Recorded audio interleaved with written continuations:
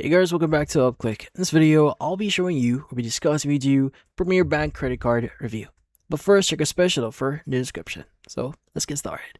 So if you're working hard to repair a damaged credit score or trying to bounce back from bankruptcy here, you have probably seen offers for the first Premier Bank credit card. Now, it is a massive name in the subprime lending because their underwriting is incredibly loose, approving the vast majority of applicants when traditional banks shut the door on you.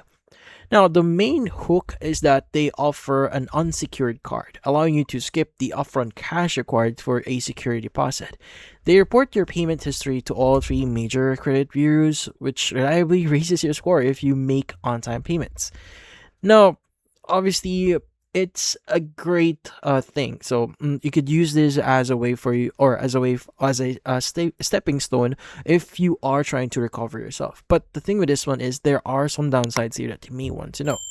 So the financial reality here of this card is exceptionally brutal. So to the point that it may have just ranked low in terms of ranking, which is the best credit cards right now. So Premier Bank stacks fees on top of fees in a way that easily traps your wallet before you even make a purchase. So you get hit with a $95 100 program fee just to open the account, alongside a $75 annual fee that instantly cuts down your starting credit limit. Now, in your second year, they add a monthly servicing fee for around like $10, meaning you are paying over $100 annually just to keep the account active.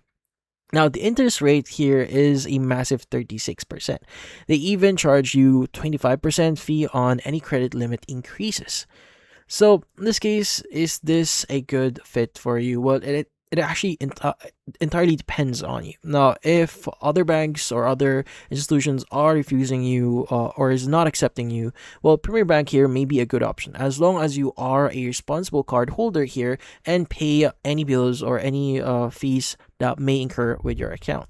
But then again, if your credit standing is already pretty good, well, in this case, you may want to look somewhere else and maybe try other cards out there that may be better or maybe a better fit for you. But that's about it.